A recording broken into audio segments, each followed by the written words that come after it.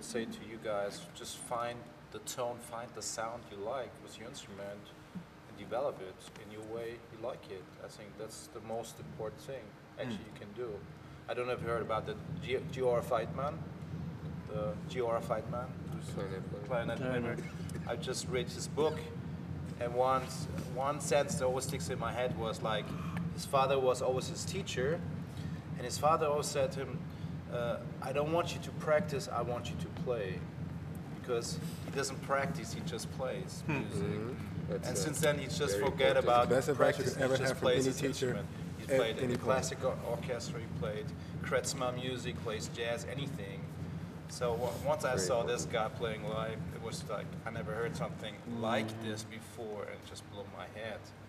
And then I studied all his music, it has nothing to do with techno. For me, it's almost the purest form, actually, of folk music, because actually he's trained as a classical musician by the same teacher as my teachers. In a way, I studied with my teacher here, was a student of a French teacher called Cahuzac, and he taught Feitman.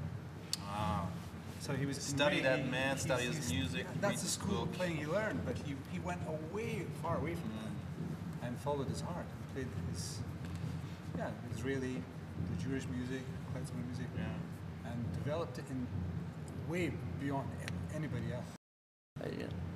I mean, this game of not practicing applying. I remember I was in a workshop, was also teaching there, but listening a workshop from 2 other people, and one came in and he said like, I never practiced in my life.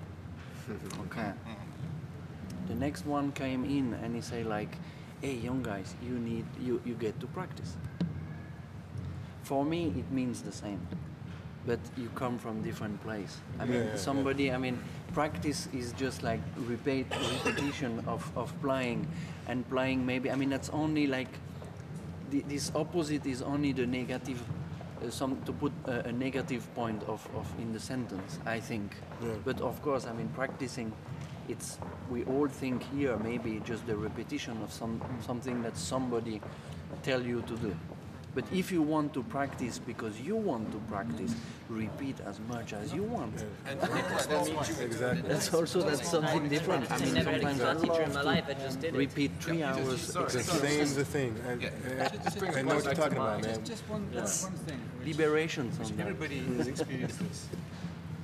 And sometimes you can't explain it, but when you hear music, it doesn't matter what kind of music, but suddenly you feel goosebumps. Yes. Ask yourself, why? What happened that happened? And quite often for me, something electrical happens. When a great player does something magical, a moment, it might be gone in a flash, but it just somehow hits you. That, I would say, for us here in the orchestra also, the great concerts which affect you in that way, you can count in one hand, in a year.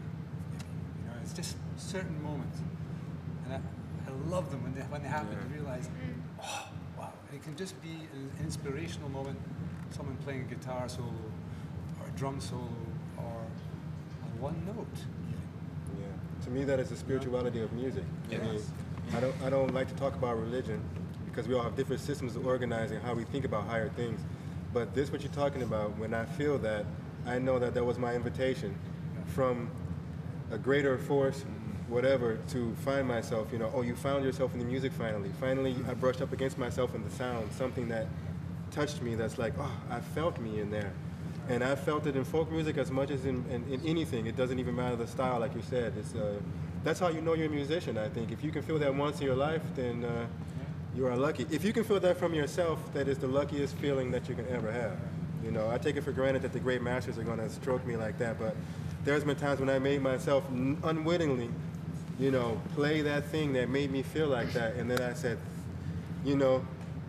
if I ever said a more true prayer, that's the moment when I really knew that I was praying right. Thank you for letting me feel in the music something that was even beyond myself, that really made me happy.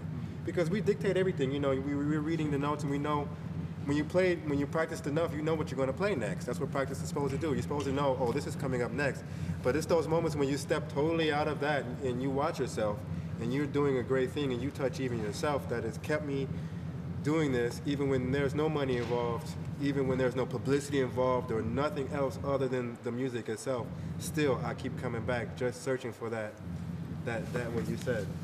Well, I remember when I first listened, to my very first metal song, it was No Gods, No Masters from Arch Enemy. It basically was, up until then, I was raised by a dad whose idol was Meatloaf, and from a